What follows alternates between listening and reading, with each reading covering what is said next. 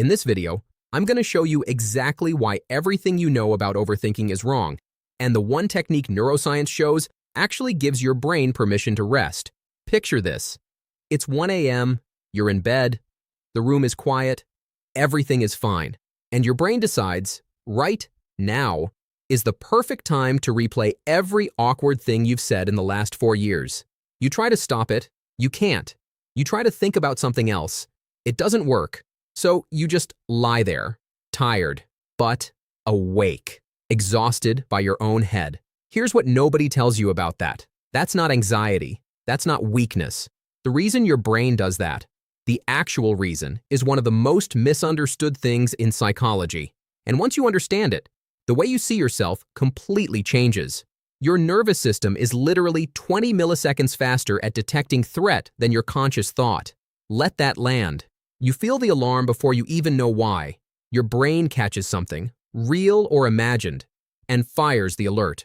Your conscious mind shows up a fraction of a second later asking what the problem is. That's why you can wake up anxious with nothing to be anxious about. That's why the spiral starts before you choose it. The alert fired first. Your thoughts just showed up to explain it. Now here's the part that changes things.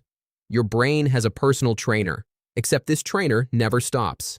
It followed you home. It's in your bedroom. It's in the shower. Come on, one more scenario. One more.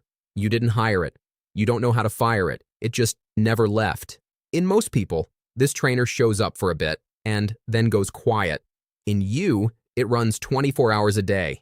No rest days. And there's another system, the default mode network.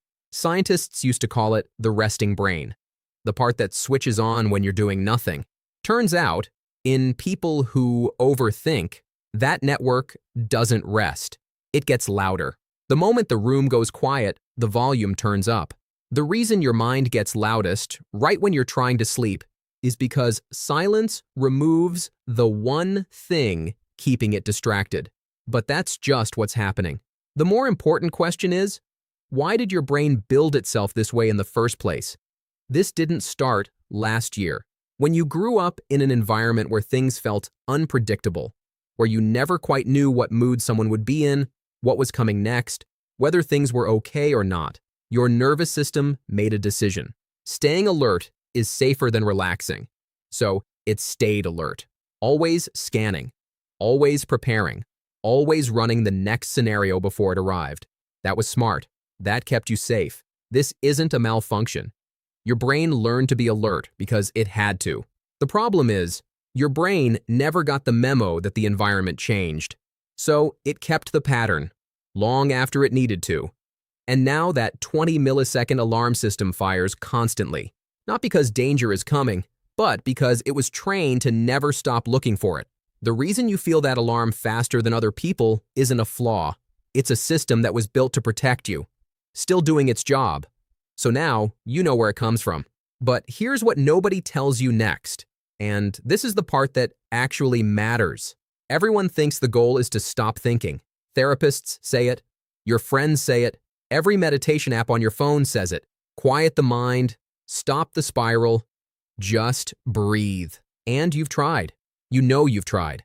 The problem with that advice is, it's aimed at the wrong target. The goal was never to think less. The goal is to know which kind of thinking you're actually doing. Because there are two kinds, and they feel almost identical from the inside. The first is called reflective thinking. This is your brain actually working. You're turning a problem over, finding new angles, moving towards something. Each loop adds information. Each pass gets you closer. Picture this. You're replaying a conversation, but you're actually understanding something new about it each time. You're figuring out what you want to say next. You're learning something about yourself. That's reflection. That's useful. The second kind is called brooding. This one goes nowhere. Same thought, same circle, same sentence repeating on loop. No new information comes in. No resolution comes out. Just the spin. Picture the same conversation, but you're not learning anything. You're just reliving the discomfort over and over. The thought isn't going anywhere. It's just burning fuel. One type builds something, the other just runs the engine with nowhere to go. Here's the one question that tells you which one you're in. Is this thought giving me new information or just repeating the same feeling? New information, reflection, same feeling on repeat. The spin, that's it. That's the whole test. Now you're probably thinking, okay, but what do I do when I'm already in the spin? Hold on. Before we get there, there's one more thing you need to see about yourself first. Because the spinning isn't evidence that something is wrong with you. It's actually evidence of something most people never get credit for. Here's the thing about a mind that never stops. It notices things. You walk into a room and feel the tension before anyone says a word. You sense when something is off in a conversation. 3 exchanges before it becomes obvious. You catch the tiny shift in someone's tone that tells you they're not actually fine. Most people miss all of that. You don't. And it goes further. When other people walk into a hard conversation totally unprepared, you've already run the simulation. You know what's coming. You've thought through the responses. You've prepared for the version where it goes wrong. That's not a nervous habit. That's a real skill. And when something breaks, when a situation falls apart and everyone else freezes, you're the one who already has a plan. Because your brain never stopped building one. The overthinker in the room is the person everyone turns to when things get hard. You spot problems before they exist. You prepare for conversations others walk into blind. You feel shifts in a room that most people don't register until it's too late. The exhaustion doesn't come from having this mind. It comes from having it and never being told what it actually is. So now you know what this mind actually is. But there's one more thing.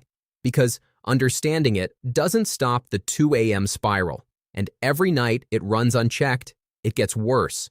Here's what nobody tells you about the spiral. Every hour you spend inside it, your brain gets better at running it. The more you loop, the deeper the groove gets. The easier it becomes to fall back in tomorrow night, and the night after that. So the stakes are real. Every spin that goes uninterrupted is practice. Practice for more spinning. Now, you're probably thinking, okay, so I need to stop it, push it out, replace it with something positive, distract myself until it goes away. That instinct is completely wrong. And here's why. When you fight a thought, when you tell your brain, don't think about this, your brain has to hold the thought in mind just to know what not to think about. You make it louder by trying to make it quiet. The whole approach is backwards. So here's what actually works. And it's going to feel too simple. When the loop starts, when the same thought comes back for the 4th time, you don't fight it. You don't replace it. You don't open your phone to escape it. You write it down, and you add 3 words in front of it. I notice that, that's it. I notice that I keep replaying what I said. I notice that I'm scared about tomorrow. I notice that I can't stop thinking about this. 3 words. That's the whole technique. The reason it feels too small is because the problem feels enormous. But the problem was never the thought itself. The problem was being fused to it, trapped inside it with no way out. Those 3 words create a door. You move from being inside the thought to standing outside it, watching it. You stop being the story. You become the person reading it. The reason this works is because your brain treats a named thought differently than a felt one. The moment you label it, the grip loosens. Not all the way, but enough. Enough to breathe, enough to sleep, enough to choose what comes next. So here's where we land. You have a mind that prepares, scans, simulates, and connects. A mind that catches what others miss. A mind that was built, probably out of necessity, to stay one step ahead. That mind is not the problem. The only problem is that no one ever handed you the instructions for it. You don't need a quieter mind. You need to know what to do with the one you have.